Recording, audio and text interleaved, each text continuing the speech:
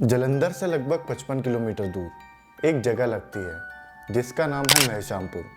दरअसल जब एक कार में सवार होकर एक महिला और एक पुरुष महिशामपुर के लिए निकलते हैं और उनकी गाड़ी जैसे ही महिशामपुर में जाके रुकती है, खिड़कियां नीचे करते ही कुछ गुंडे उनकी गाड़ी के पास आ खड़े होते हैं। उनके हाथों में हथियार होते हैं। इससे पहले कि वो कुछ सोच पाते, बदमाश ताबड़तोड़ गोलियां चलाना स्टार्ट कर देते हैं। एक के बाद एक गोली चल रही होती है। इससे पहले कि कोई कुछ सुन पाता, बदमाश कार में बैठे लोगों की हत्या कर देते हैं। शोर मचने लगता है, लोग इकट्ठा होना चालू हो जाते हैं, लेकिन बदमाश इतने में ही वहां से तुरंत फरार हो जाते हैं।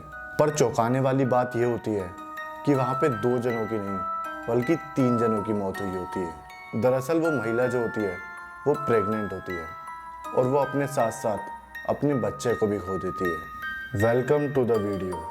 आज की जो मैं आपको कहानी सुनाने जा रहा हूँ वो एक ऐसे व्यक्ति की है जो खुद दलित होकर पर जाटों के गढ़ों में राज किया करता था, जिसे लोग आज भी उतना ही प्यार करते हैं जितना कि पहले किया करते थे। पंजाब का शहर लुधियाना, वहाँ का एक गांव पड़ता है डोंगरी।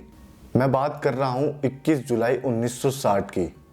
हरि सिंह संडीला के घर में एक बच्चे का जन्म होता है जिसका नाम धनी राम रखा जाता है। जैसे जैसे वक्त आगे बढ़ने लगता है तो इस बच्चे को म्यूजिक से बहुत ज़्यादा प्यार होता है, लेकिन उसे इलेक्ट्रीशियन भी बनना होता है। पर वक्त के चलते हुए और परिवार की कंडीशन को देखते हुए उसे अपना इलेक्ट्रीशियन बनने का सपना छोड़ना पड़ता है और वो कपड़े की मिल में एक प्राइवेट नौकरी करना स्टार्ट कर देता है और साथ ही साथ वहाँ पे तुम्बी बजाना भी सीख जाता है।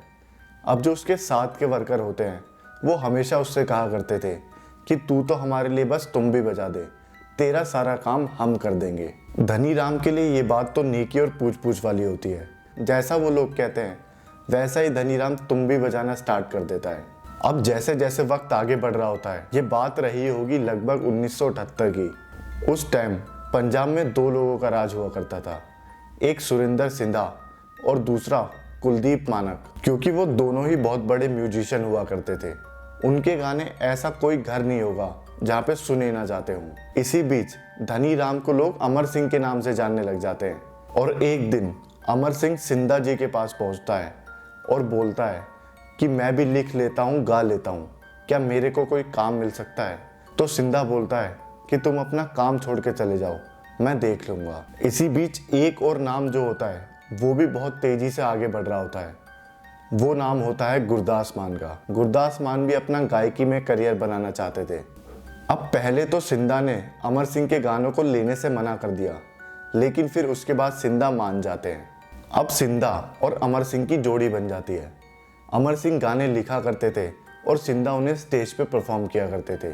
अमर सिंह के गाने लोगों को इतने पसंद आते थे कि वो स्टेज तोड़ने के लिए उतावले हो जाते थे।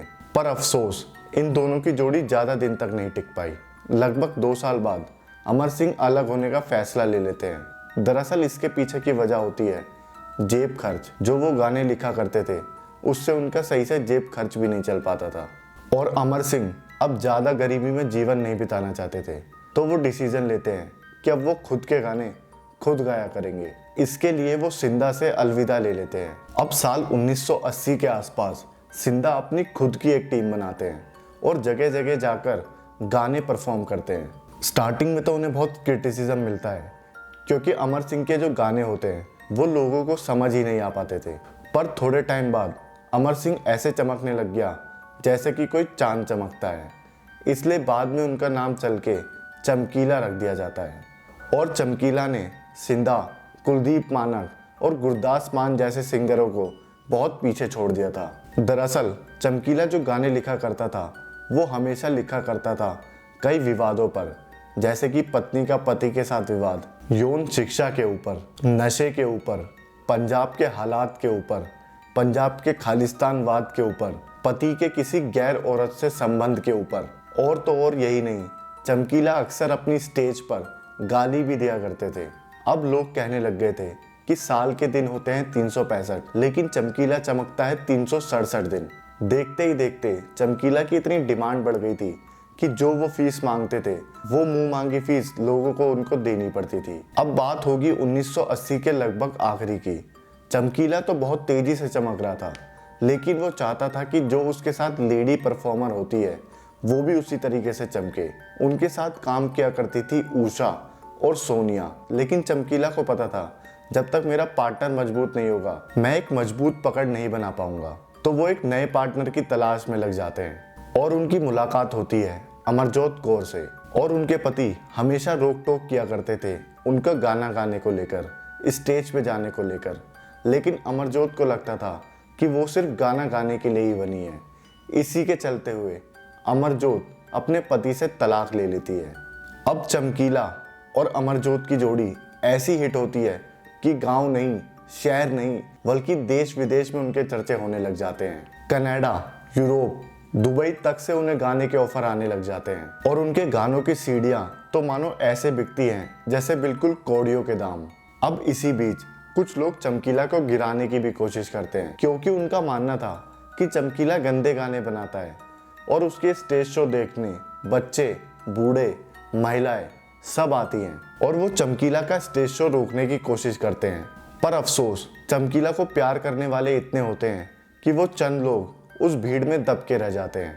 अब दूसरी परेशानी सामने ये खड़ी हो जाती है कि चमकीला जो होते हैं वो एक दलित परिवार से होते हैं और उनकी पत्नी अमरजोत वो एक जाट समुदाय से होती है। और तो और तीसरी परेशानी आके ये खड़ी होती है कि चमकीला आतंकवाद और खालिस्तान के ऊपर भी गाने बनाने लग जाता है जिससे कि कुछ लोग ऑफेंसिव हो जाते हैं। अब दिन होता है 8 मार्च 1988 का।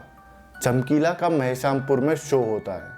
वो अपनी गाड़ी में अमरजोत के साथ निकल जाते हैं। जैसे ही वो महशामपुर पहुंचते हैं और गाड़ी से उतरने वाले होते हैं वैसे ही कुछ बदमाश आकर उनकी गाड़ी घेर लेते हैं और ताबड़तोड़ गोलियां चलाना स्टार्ट कर देते हैं। और जब तक गोलियां चलाते हैं जब तक अमरजोत और चमकीला की हत्या नहीं हो जाती। बहुत ही कम लोग ये जानते थे कि चमकीला की बीवी अमरजोत पेट से थी। क्या चमकीला की हत्या उन सिंगरों ने करी जिनका करियर चमकीला ने नहीं बनने दिया, या फिर उन लोगों ने जो चमकीला को पसंद नहीं किया करते थे, या फिर उन लोगों ने जो खालिस्तान का समर्थन किया करते थे? पुलिस ने इस मामले की जांच तो करी लेकिन कभी भी कोई ईमानदारी नहीं बरती। आज तक इस सवाल का जवाब नहीं मिल पाया कि आखिरकार चमकीला का हत्यारा था कौन। चमकीला इतना टैलेंटेड था कि उसने अपने मरने से पहले 200 गाने बना के रखे थे जो कि बाद में रिलीज करे गए। और तो और वो सारे के सारे गाने लोगों को बहुत ज़्यादा पसंद आए। तो यही थी आज की स्टोरी। होप करता हूँ कि आपको वीडियो अच्छी लगी होगी तो सब्सक्राइब का बटन दबा देना और इसी तरह की और वीडियो चाहिए तो नोटिफिकेशन बेल ऑन कर लेना और इस वीडियो को शेयर करना मत भूलना।